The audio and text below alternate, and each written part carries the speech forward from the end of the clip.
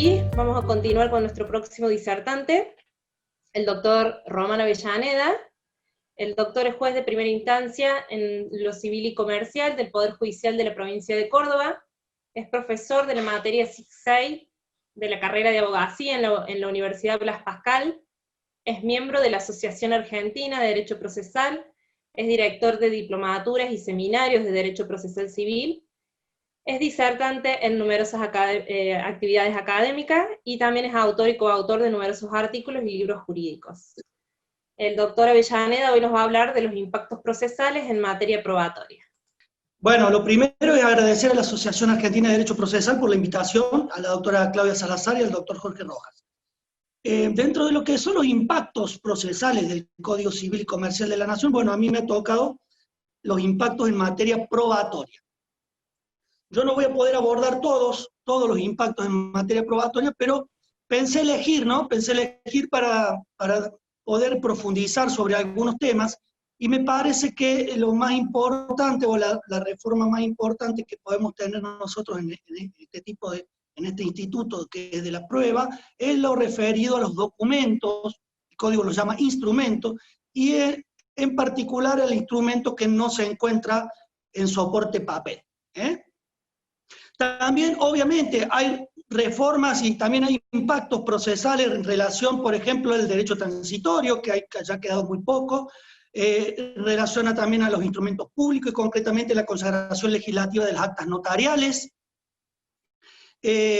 También ha consagrado nuestro Código Civil y Comercial lo que denominaba Perano la visión solidarista de la prueba, esto es, cargas probatorias dinámicas, ahí por el artículo 711 y 1735, pero bueno, y también podríamos decir que hay algún impacto también en relación a los menores adolescentes, en relación a la edad en que se adquiere algunas capacidades o alguna autonomía para ejercer algunas capacidades de ejercicio, en relación a la posibilidad de ser testigo o parte, incluso en relación a la posibilidad de ser parte de manera autónoma, conforme el 677, es la capacidad para absolver posiciones, ¿no? Bueno, dejando todo eso de lado, vamos a adentrarnos. Dejamos mucho de lado, ¿no? Bueno, esperemos que haya acertado en el tema elegido, porque si no es una catástrofe. Después de los dos brillantes disertantes que tuvimos, antes estaba nervioso, ahora estoy más nervioso todavía, y si no llego a haber atinado en el tema, directamente el peor día de mi vida, ¿no? Bueno. Como sucedía, lo primero que tenemos que decir es que como sucedía con el Código Velezano, el nuevo Código Civil y Comercial regula los principales aspectos de la prueba documental, o prueba instrumental, o de los instrumentos como los denomina el Código Civil.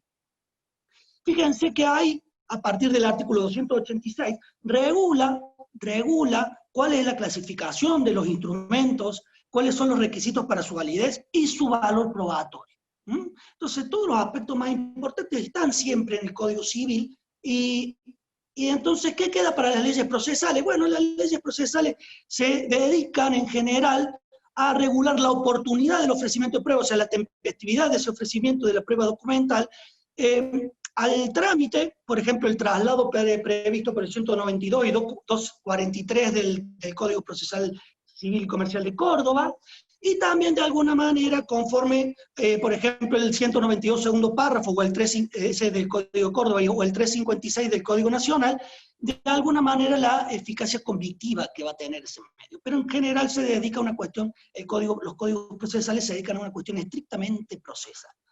Por eso, casi que a lo largo de todo este camino que vamos a recorrer en estos 45 minutos, vamos a hacer referencia por lo general al Código Civil y Comercial o alguna ley de derecho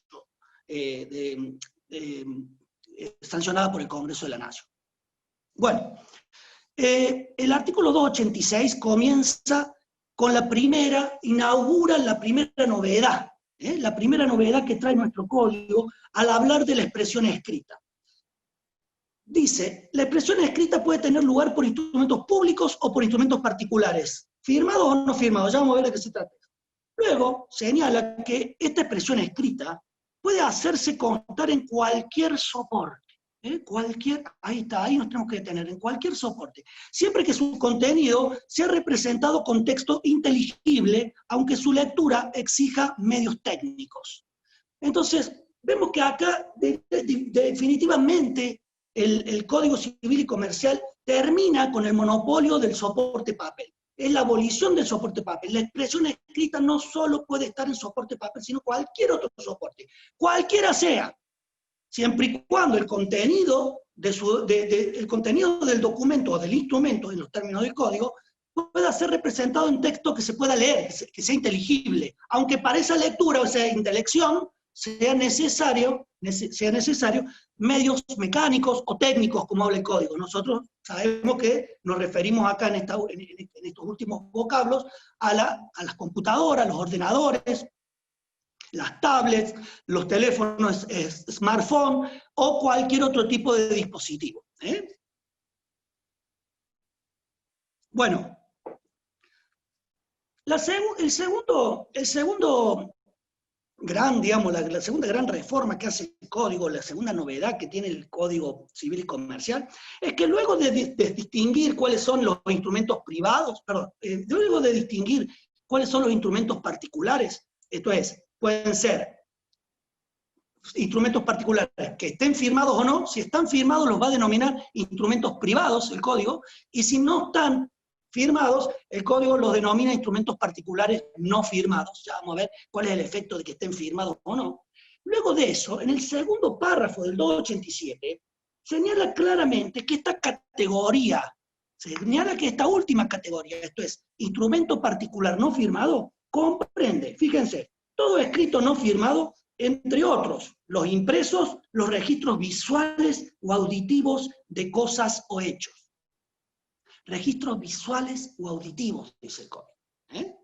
Ahí entonces advertimos que no solo se está legislando lo que es el documento electrónico, por ejemplo, el regulado por la ley 25.506, sino que entra en toda esa categoría que la doctrina ha denominado medios innominados, y que estaban previstos en el artículo 202 del Código Procesal de Córdoba, y en el artículo 378 del Código Procesal Civil y Comercial de la Nación, referidos a las fotografías, a las filmaciones que puede haber en cualquier lugar, y también a los registros, esos son registros visuales, ¿no es cierto? Y también los registros auditivos, como por ejemplo las notas de voz, los audios de WhatsApp, etc. Si antes no tenían consagración legislativa y por ende eran medios innominados, ahora todos estos, los DVD, las fotografías, todo esto que venimos nombrando, todos estos medios que venimos nombrando, ya son medios nominados. Son instrumentos particulares no firmados. Acá me parece de interés comentar dos fallos importantes en relación a estos medios que la doctrina denominaba medios innominados, que según los códigos, tanto el nuestro como el de la Nación, señalaban que, bueno, debían ser introducidos de acuerdo al medio más análogo, ¿no es cierto?, al medio nominado más análogo, y conforme el sistema arreglado de ese medio probatorio, porque no existía. Bueno, caso Strático de la Suprema Corte de Justicia de Buenos Aires. En ese fallo del año 2016, 1 de junio del 2016, hago una pequeña aclaración, todos los fallos los van a tener a disposición, ¿no es cierto? Vale, eso es posible, ¿no es cierto? Lo vamos a mandar, todos los fallos que hoy yo comente, los vamos a mandar, porque me parece que son muy interesantes. Ahora, si nadie los pide, bueno, no los mandaremos, pero supongo que va a ser de interés. El caso Strático se trataba del valor probatorio que tenía una filmación registrada en DVD. Valor probatorio de una filmación registrada en un DVD. Sucede que Strático reclama como víctima de un accidente ferroviario a la empresa ferroviaria porque un tren lo arrolló y lo dejó con mucho daño. Tenía una gran discapacidad. Y reclama el daño que le produjo el accidente. Cuando comparece la compañía ferroviaria, la empresa ferroviaria, comparece el juicio, invoca culpa de la víctima, contesta la demanda, invoca culpa de la víctima, y dice, yo voy a probar la culpa de la víctima con esta filmación en DVD, que pude extraer de la cajuela de la locomotora que va filmando todo lo que sucede a su paso. En esa filmación ustedes van a poder advertir que el actor está en evidente estado de ebriedad, deambulando por las inmediaciones de la vía y luego se tira y casi que se arrolla como en una intención de quitarse la vida.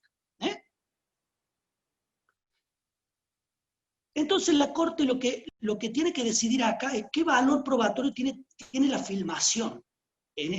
O sea, que obviamente es un instrumento particular no firmado. Hay una pequeña aclaración que hace que no lo hace la Corte, pero la cadena de custodia, lo que se denomina cadena de custodia, estaba resguardada puesto que la extracción del DVD de la cajuela de la locomotora la habían practicado mediante acta notarial de escribano. Sucede que eso no está, ese DVD no está en la causa civil, está en la causa penal. Cuando viene a la causa civil se designa una audiencia de exhibición. Y en esa audiencia de exhibición el actor no dijo nada. Se reprodujo la filmación, obviamente que no tiene sonido, es solamente una filmación que se ve lo que pasa adelante de la locomotora, y el actor no dijo absolutamente nada. La Corte Suprema dijo, mire, si el actor no dijo nada, el documento debe reputarse auténtico.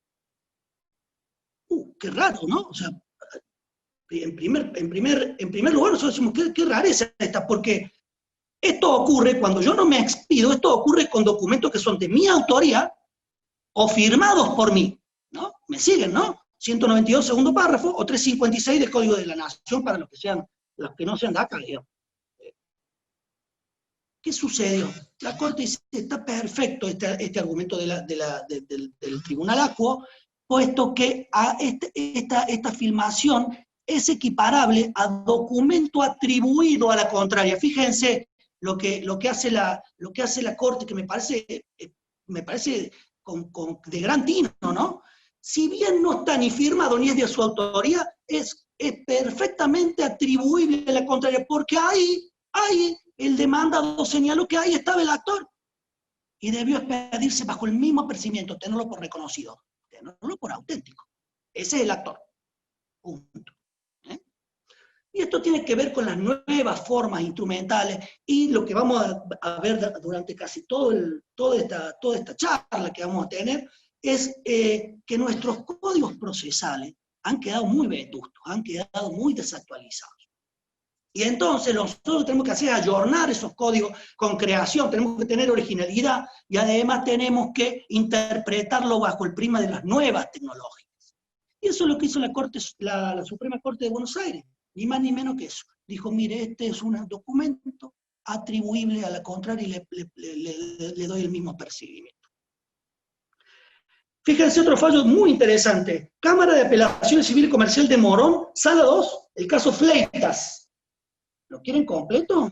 Ahí lo tenemos. Fleitas contra Empresa del Oeste, del 23 de abril de 2019. Ahí en ese caso se trataba de determinar si en el lugar del accidente había una rotonda. Y el tribunal de oficio, ojo, no lo que digo, ¿no? De oficio señaló que la aplicación esta del Google Maps, más concretamente el Google Street View, bueno, perdone la pronunciación porque tengo el inglés del secundario, ¿no? Bueno, no importa, aparte. Esta aplicación del Google Street View, ¿no? Que permite a nivel del suelo, ¿no? A nivel del piso, permite estar en lugares de manera virtual, ¿no? Yo los veo como son, veo como si fuera real, ¿no? Veo como si fuera real la esquina del accidente, si hay rotonda, no hay rotonda en esa calle, a esa altura, lo veo casi como si fuera real.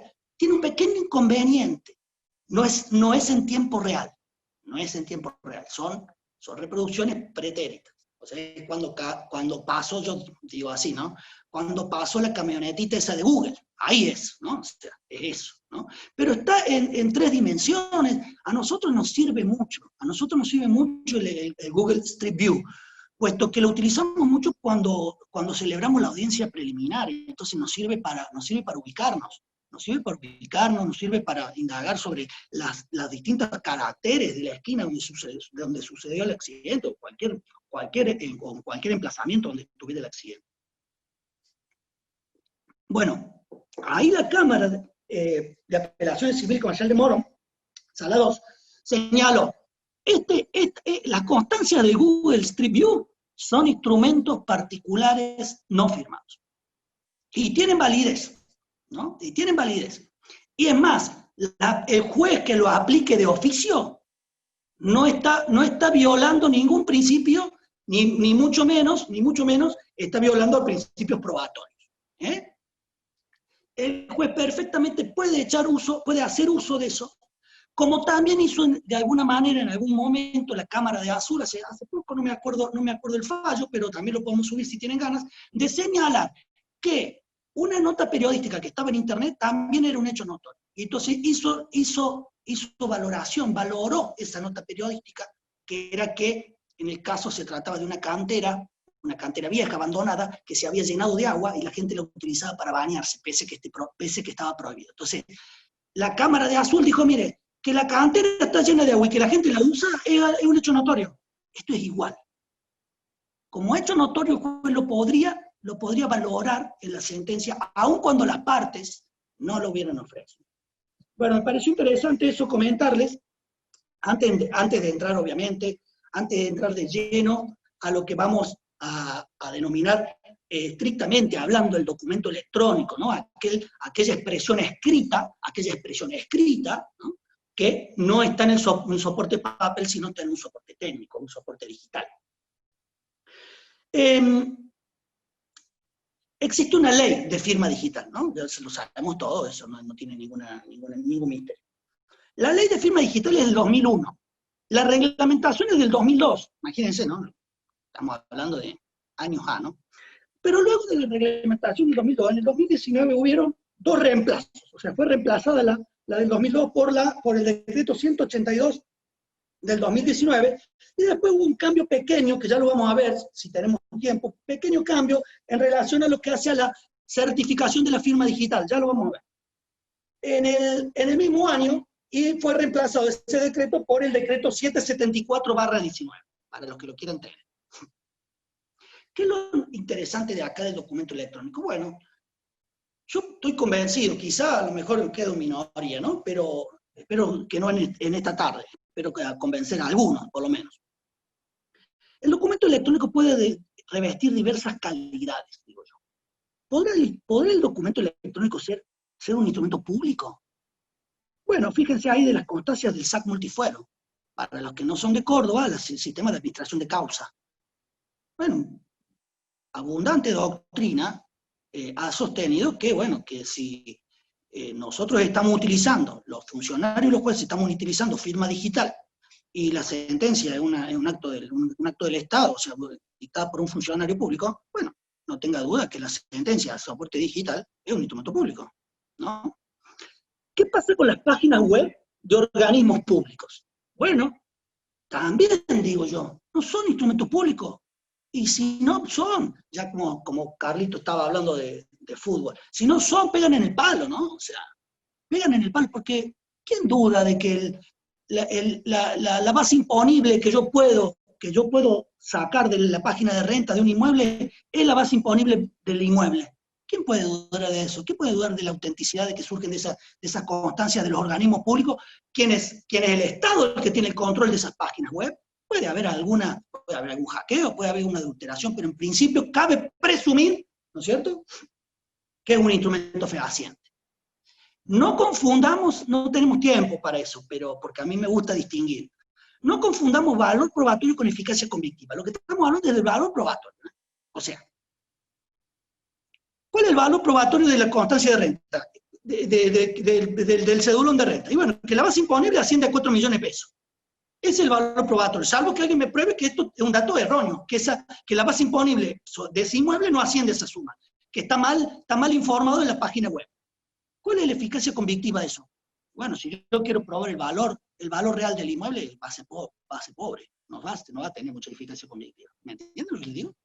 Tiene valor probatorio casi de instrumento público, pero de eficacia convictiva ya vemos según el caso.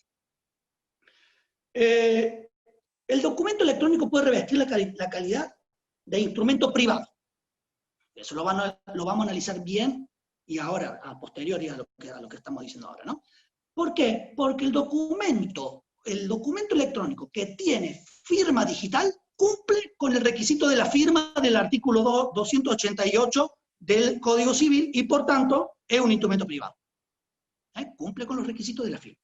Ahora, existe un gran universo de instrumentos particulares no firmados. Existe un gran universo. ¿Cuáles son? Y bueno, todos los que están en soporte digital y no cumplen con los requisitos de la firma digital. No se alteren porque lo vamos a ver inmediatamente esto. Por tanto, existe un universo enorme, ¿no? Nosotros decimos, bueno, ¿quién usa firma digital? Y bueno, muy poco. Por lo general se usa la denominada firma electrónica. Firma electrónica es el sistema de WhatsApp. El WhatsApp es por firma electrónica. Los emails, nadie tiene firma digital, por lo tanto yo mando un email, la firma es electrónica. Voy a operar en el cajero automático del banco, eso es firma electrónica. Hago una compra por internet, eso es firma electrónica. No es firma digital, es firma electrónica. Puesto que para que sea firma digital, necesariamente tiene que reunir una serie de requisitos que vamos a ver, casi les diría, ahora mismo. Falta. Bueno. Estos que tienen firma electrónica, estos instrumentos particulares no firmados, perdón, estos documentos digitales que no tienen firma digital, o sea, tienen firma electrónica, van a ser considerados instrumentos particulares no firmados. Eso quiero que quede claro. El único instrumento digital que se va a reputar firmado es el que tiene firma digital. ¿Y por qué digo esto? Por esto que vamos a leer ahora. Obviamente que sabemos que la firma prueba la autoría de la declaración de voluntad, eso lo dice el 288. Y debe consistir, dice, en el nombre del firmante o en un signo. Esa es la firma hológrafa.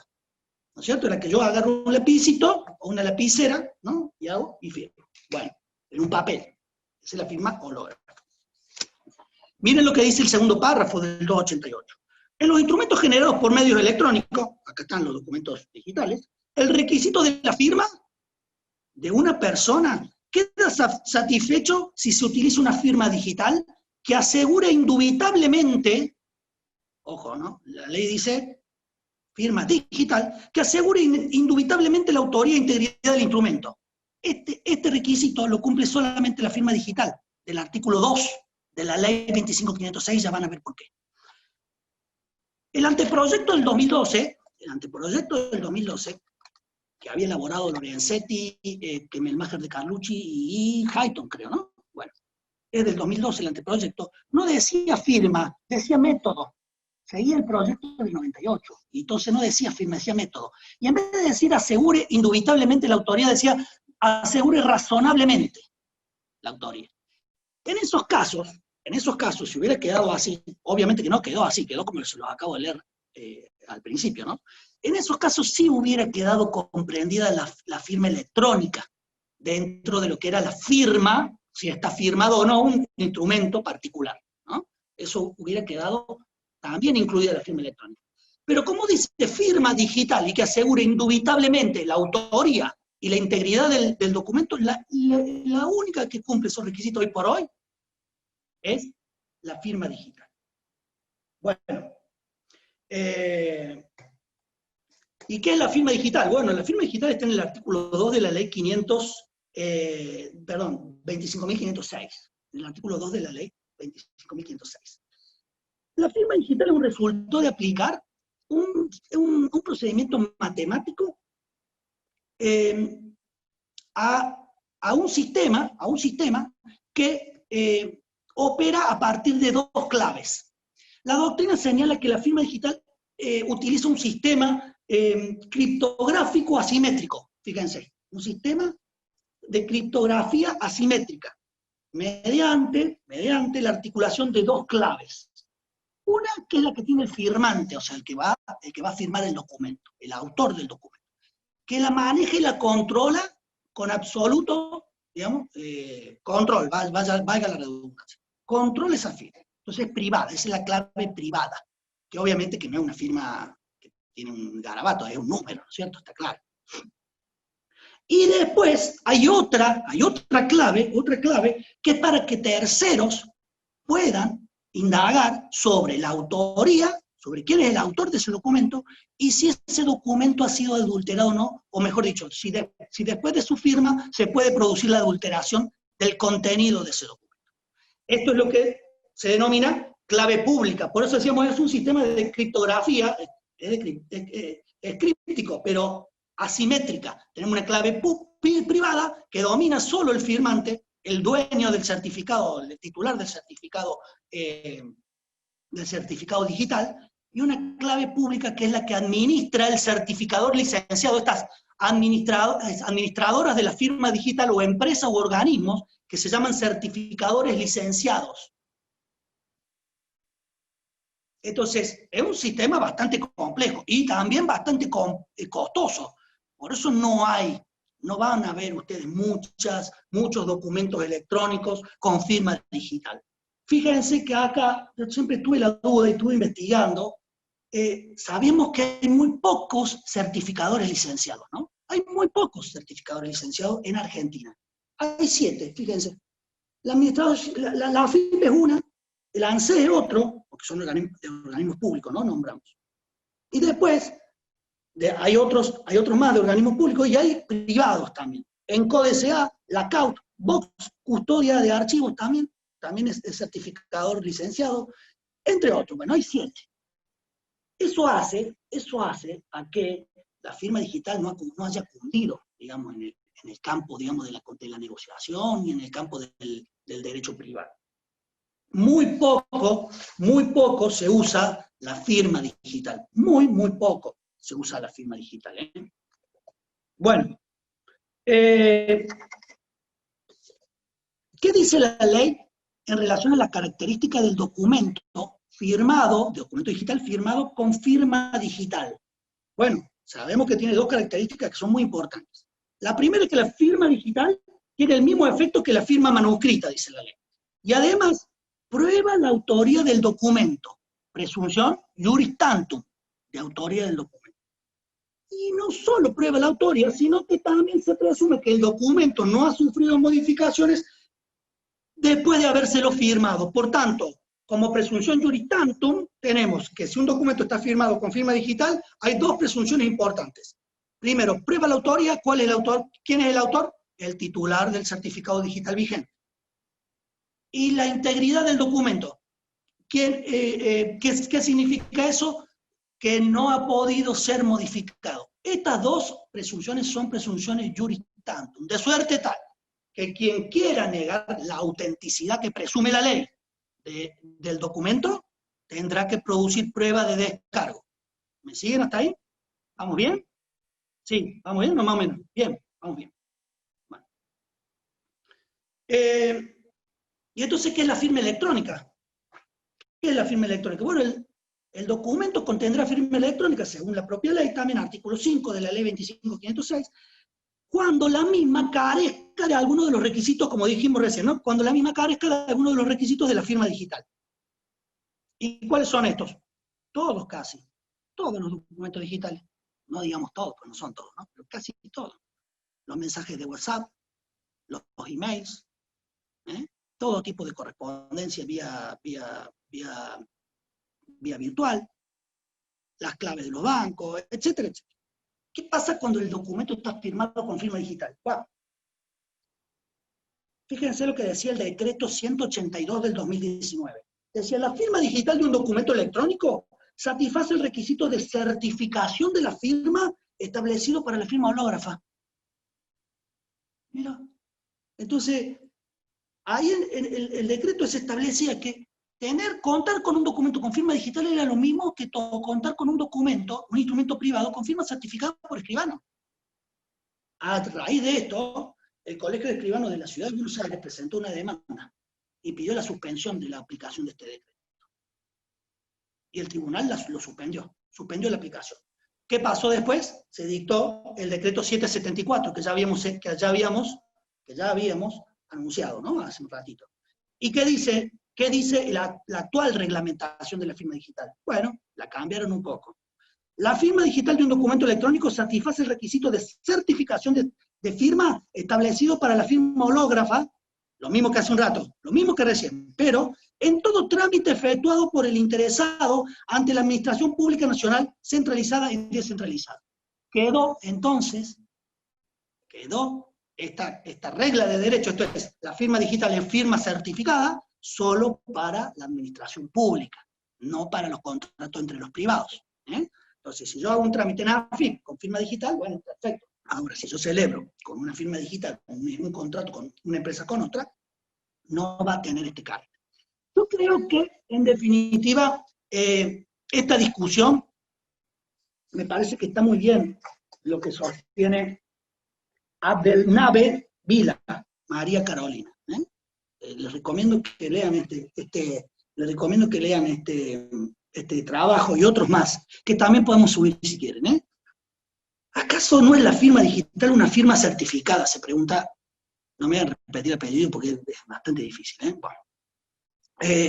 ¿Acaso no es la firma digital una firma certificada? Y bueno, podríamos animarnos a decir que si la ley, olvídense de la reglamentación, si la ley dice que se presume la autoría y la integridad del documento, ¿es un instrumento particular, ¿es un instrumento privado stricto sensu? No es un instrumento privado stricto sensu, es mucho más que eso. No, es mucho más que eso, porque el instrumento particular, hasta que no se encuentre verado, no se presume nada, para ser delicado, ¿no es cierto? No se presume nada. Todavía no se presume que es auténtico. En cambio, con el documento con firma digital, sí se presume la autoría y la integridad. Entonces, podríamos decir, bueno, mire, quizá hay que equiparar la firma certificada, hay que equipararla, puesto que el que la quiera desconocer, va a tener que producir pruebas de descargo, más o menos parecido a lo que es una redarución de falsedad.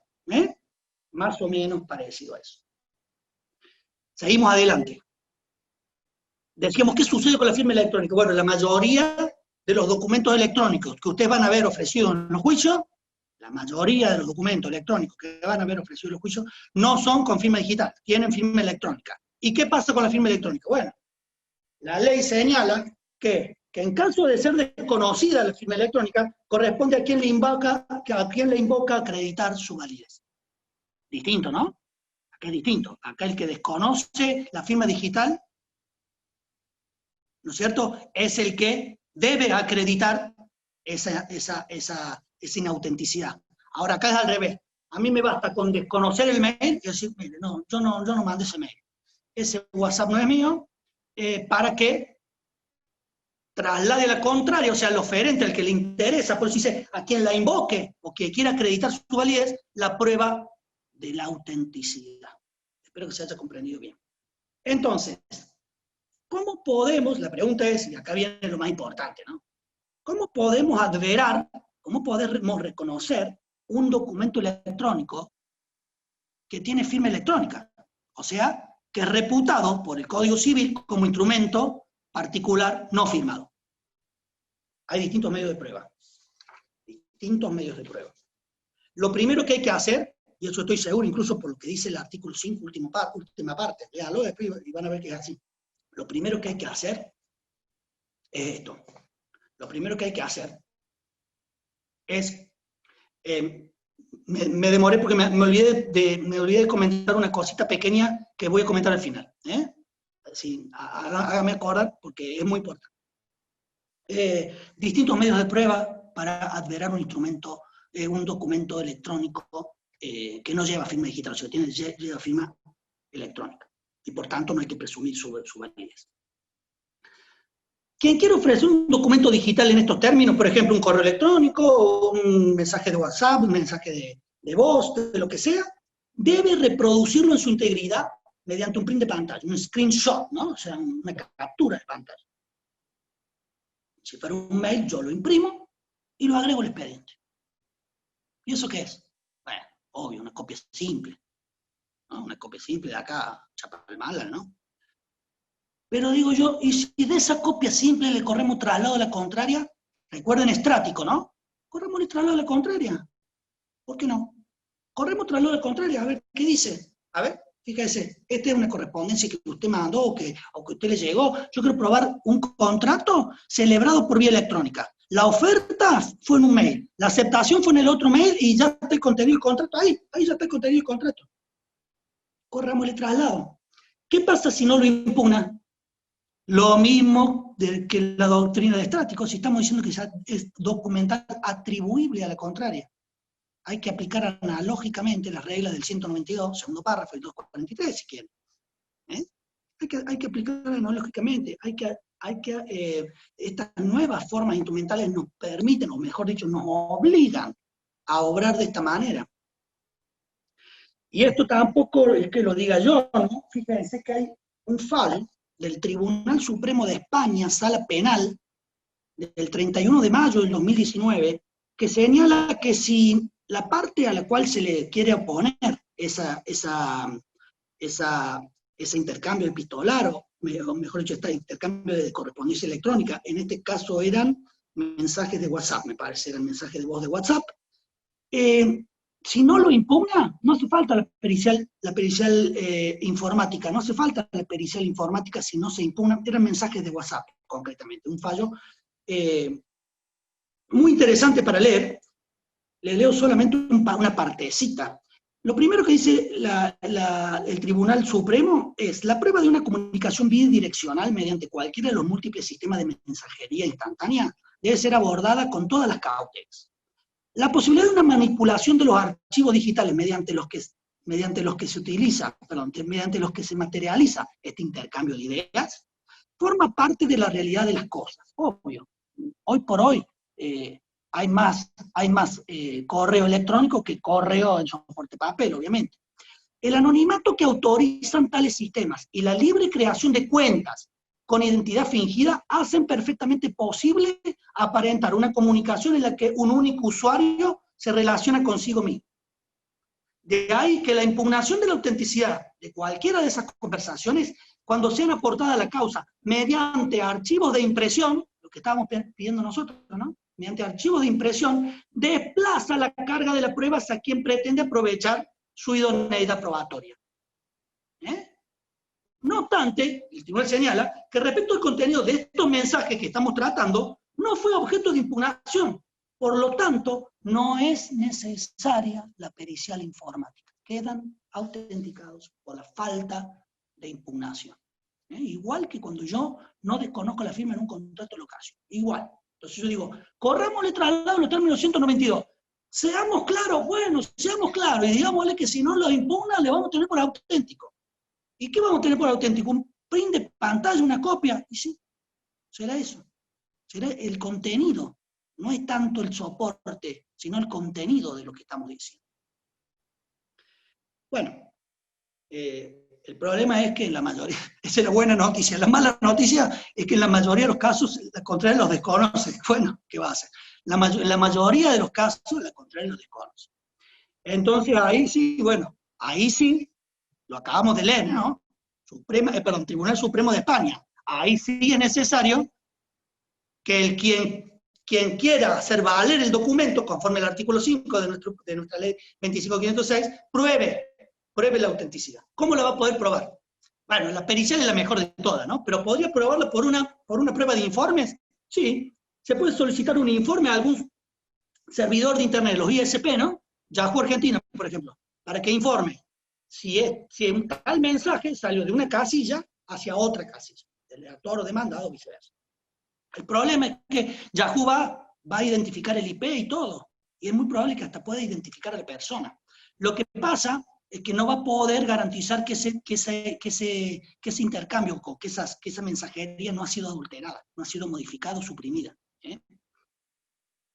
Bueno, la pericia decimos que es la más idónea, es la prueba más idónea para adverar este tipo de documentos. Y la pericia se puede practicar en el sistema propio, o sea, en la computadora de quien ofrece la prueba, o en el sistema ajeno. En el sistema propio va a tener la validez, digamos, que pueda llegar a tener la seguridad del sistema que tenga la parte oferente de la prueba. Esto es, se tendrá que valorar a la luz del 319, ¿no es cierto? Fíjense que ahí el 319 dice, bueno, estos documentos digitales hay que también valorarlos relacionando la confiabilidad de los soportes utilizados, ¿no es cierto? Y de los procedimientos técnicos que se apliquen. ¿Qué quiere decir esto? Que si yo tengo un sistema más o menos seguro, bueno, tendrá un poquito más de validez que si no tengo un sistema seguro. Yo recomiendo practicar la prueba siempre en el ordenador o en el dispositivo de la contraria, obviamente, puesto que si llegamos a encontrar algo que la perjudique, o llegamos a encontrar el intercambio epistolar que nosotros estamos diciendo que formó parte del contrato, es como encontrar el cuerpo del delito en la casa del acusado. Ahí ya no tenemos más nada que hacer, ¿no? Ya estamos en una situación procesal bastante favorable. Pero, ¿qué sucede? Otro problema más, porque digo, bueno, voy a practicar la pericia en el sistema de la contraparte. Si yo le comunico la demanda a la contraparte, es muy probable que, como es su absoluto control, el sistema es de su absoluto control, lo pueda llegar a borrar, lo pueda llegar a manipular, lo pueda llegar a suprimir, etcétera, o modificar. ¿Qué recomiendan todos los autores? Despachar una medida preliminar, y concretamente una medida de prueba anticipada. Tengo, le diría, más de 20, o más de 20 fallos de cámaras nacionales que le niegan esta medida de prueba anticipada. Según Hitter, que comenta alguno de esos, según Hitter es porque estaban mal planteados, no porque no corresponden. ¿Cuáles son los argumentos que se han utilizado para no despachar este tipo de medida de prueba anticipada? Bueno, dicen que podría conculcar el derecho a la intimidad, obviamente implicar la violación de la correspondencia y los papeles privados, que no debe caber duda alguna del peligro y la demora. En un fallo le dice la Cámara le dice en un fallo que no hace falta despachar la medida de prueba anticipada porque en su momento se podrá producir. Y si no la trae, le voy a aplicar el 253 nuestro, ¿no? La falta de acompañamiento, digamos, la falta de exhibición de la documental en poder de la contraria. Y no sé, porque el 253 genera alguna presunción, ¿no? Cuando yo puedo saber a ciencia cierta que el objeto existe. Por ejemplo, ¿por qué genera presunción la falta de acompañamiento de la denuncia del siniestro? Que perjudica eso perjudica a la compañía de seguro. ¿Por qué? Y bueno, porque yo ya sé que existió, porque la compañía de seguro no declinó cobertura, por ejemplo. Entonces, pues yo ya sé que existió. Entonces, si sé que existió y no lo trae, bueno, obviamente, ¿no? Y evidentemente no la beneficia mucho, porque si lo llega a beneficiar, al otro día lo trae. Bueno, en este caso me parece que hay que ser más flexible, me parece, para otorgarla. Con estos recaudos que vamos a estudiar ahora, pero hay que otorgarla, me parece. En otros casos le ha dicho, no, mira, hay otras herramientas procesales alternativas, usted me tendría que demostrar que no tiene otra forma de lograr la incorporación de esa documental, de ese documento electrónico al proceso. Sí, nosotros en esas demandas que impetra Microsoft y pide prueba anticipada, por ejemplo, para indagar en computadoras de la empresa futura parte demandada, si hay software ilegales y eso, nosotros le hemos despachado favorablemente, pero con estos requisitos. Fíjense, con estos requisitos. Primero, cuestiones a tener en cuenta para no vulnerar 3 derechos fundamentales. 3 derechos fundamentales. El debido proceso objetivo, defensa en juicio. Entonces, no se puede practicar la medida sin ninguna posibilidad de la contraria, yo tengo entre paréntesis escrito acá, ¿no? O del asesor letrado, de controlar la regularidad del procedimiento. Obviamente, si nosotros le notificamos la contraria, que vamos a designar un perito informático, que después vamos a ir es lo mismo que comunicarle la demanda y después hacerlo en el momento oportuno. Obviamente que esto se tiene que despachar inaudita parte. Yo no le puedo decir la contraria que mañana vamos a ir a recabar ese tipo de información. Pero tengo que darle intervención conforme la ley local y también el Código Nacional al asesor letrado para que controle la prueba. Y ya vamos a ver que cuando la diligenciamos también hay otro control de algún representante de la empresa, ya lo vamos a ver. Pero sí o sí hay que ir con el asesor letrado, porque si no estaríamos conculcando el derecho de defensa en juicio, y el 486 además lo exige. Fíjense qué interesante es esto. Derecho de propiedad. Esto me parece también un recaudo a tener muy en cuenta. Está prohibido lo que se denomina fishing trip. ¿Qué es el fishing trip? Tira la caña, ¿no? Ese es fishing trip. Tira la caña a ver qué sale. Eso es, ¿no? Yo tiro la caña y bueno, a lo mejor me sale algo que me favorezca. Está prohibido, está prohibido. Yo tengo que detallar pormenorizadamente el objeto de la medida. Debe estar tan bien precisado como puntualizado. Yo no puedo decir, bueno, voy a ver qué encuentro. Eso está prohibido, el fishing trip. Y por último, no podemos vulnerar el derecho a la intimidad y la privacidad. Por tanto, la medida no puede de ninguna manera dirigirse a constatar datos sensibles o personales, esto es confidencial, ¿no? Las cuestiones confidenciales de las personas objeto de este tipo de medidas. ¿Qué hacemos nosotros? Tenemos ahí un decretito, si a alguno le interesa también se lo mandamos.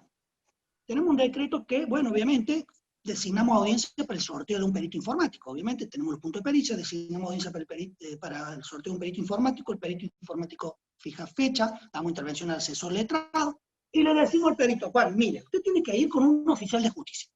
Le damos la facultad de allanar y hacer uso de la fuerza, por si no lo dejan entrar. Entonces, al oficial de justicia. Vaya con el perito y con quién más, con el asesor letrado, obviamente. Cuando llega al establecimiento, supongamos que fuera una empresa, cuando llega al establecimiento usted tiene que identificarse y tiene que hacer comparecer o dar derecho a que comparezca algún representante de la empresa para que controle, aunque sea in situ, ahí también está el derecho de defensa en juicio, ¿no? Para que controle in situ, al menos ahí en ese momento, un abogado podría ser que sea de la empresa, que controle ahí la pericia.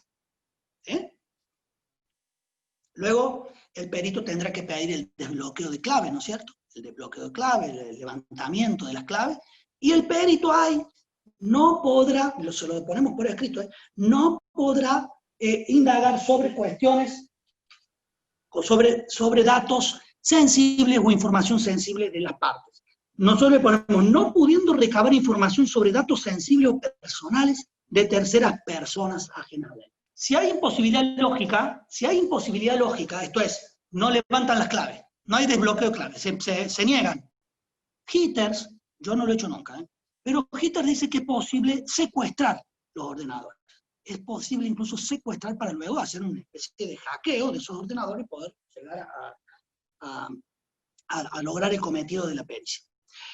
Para esto, obviamente, hay que precintarlos, para lo que es la cadena de custodia, obviamente, hay que debidamente precintados para que tengamos seguridad, ponerlo en depósito judicial inmediatamente y labrar un acta de inventario de esos ordenadores. Por último, ¿cómo se puede adverar un documento, o mejor dicho, cómo se puede introducir válidamente un documento digital, obviamente que no tiene firma digital, ¿no es cierto? Bueno, también por acta notarial. Fíjense que lo más cómodo y lo más práctico es un acta notarial. El interesado puede encomendar a un escribano, obviamente un escribano público, una constatación notarial de sitios web. Una constatación notarial de sitios web, de mensajes celulares, entre otros documentos electrónicos. Y ahí vamos a citar un fallo, que es de la Cámara Nacional, lo civil, sale a caso Biggest Bank S.A., del 21 de mayo del 2008, en la cual, en ese fallo, se le dio validez a un acta notarial confeccionada a pedido del actor, en la cual el escribano constató que en un dominio, que en una página perteneciente a la demandada, se podían divisar imágenes de propiedad del actor. Entonces, se tuvo por probado que el demandado o la empresa demandada estaba utilizando imágenes de propiedad del actor mediante el acta notarial. Y lo curioso del caso, además de esto, ¿no? Lo curioso del caso es que no le pidió al escribano mayores recaudos. Yo digo que eso hay que tener cuidado. No le pidió mayores recaudos. El escribano lo único que dijo, yo constato. Y miren lo que dice, si un niño de 5 años puede entrar a internet, también puede entrar el escribano. Pero yo digo, hay que ser cuidadoso, detallista y prudente. Miren lo que dice la doctrina. Hay que tener en cuenta qué sitio web se ingresa, identificar IP, ISP, conexión, todo código usado para ingresar. Hay que señalar desde qué máquina se ingresa y quién opera la máquina. Lo ideal es que sea el escribano y desde su escribanía. ¿Qué tipo de sitio se trata? Todo eso lo tendría que hacer el escribano en el diligenciamiento del acta notarial. ¿De qué máquina y qué tipo de sitio se trata? O sea, intranet, extranet o internet. Obviamente, ¿qué se puede constatar? Obviamente que lo que está viendo, y solamente limitarse a designar lo que está viendo, ¿no? Eso está, fíjense, después lo leen solo porque no tengo tiempo. Pero eso está, miren dónde está eso, lo que estoy diciendo. Lo que estoy diciendo ahí está en el 312. Fíjense después lo que dice el 312. El escribano público tiene que limitarse a constatar hechos. La única actividad intelectual que hace es la percepción. No puede hacer actividad intelectiva. ¿Se entiende? Bueno. ¿Quién proporcionó los passwords o las claves, etcétera, etcétera? Hay que distinguir entre firma digital y firma, ya me están agradeciendo, o sea, quieren que me vaya, pues ya me están agradeciendo, o sea, ya me están sacando directamente. Bueno, hay que distinguir, fíjense, entre firma digital y firma digitalizada. No es lo mismo la firma digital que la firma digitalizada. Y no es lo mismo la firma, no es lo mismo la digitalización de la firma, fíjense, no es lo mismo la digitalización de la firma, que es una firma hológrafa escaneada, ¿me siguen? ¿Qué es lo que pasa con la demanda en el sistema de administración de causas? El letrado, además de llenar una plantilla, ¿no? Un formulario, además levanta por vía escáner y por PDF y adjunta la demanda firmada hológrafamente, o sea, con una virome del actor, ¿no es cierto? Eso sería digitalización de la firma. No, acá estamos hablando de firma digitalizada. ¿Y cuál es la firma digitalizada? Bueno, es la firma que ya nace en el mundo digital. Es aquella que se hace con un puntero, ¿no es cierto? Por lo general, que no tiene trazo, y se hace en la misma laptop o en el mismo dispositivo. Es una firma manuscrita, porque manuscrita no es hológrafa, pero es manuscrita en el propio dispositivo. Esto, de acuerdo a alguna doctrina, señala que esto es equiparable a instrumento privado también. ¿Por qué? Porque es un instrumento que está firmado en otro soporte, pero también es la mano del autor del documento la que hace el trazo. Y por tanto, conforme los avances tecnológicos, se podría detectar si la firma esa también pertenece a la persona o no. Acá en Córdoba tenemos un sistema parecido a esto que estamos diciendo en el ámbito de la policía judicial que detecta si la firma es o no auténtica, de acuerdo a la pericia. Bueno, espero que les haya gustado. Muchas gracias a todos.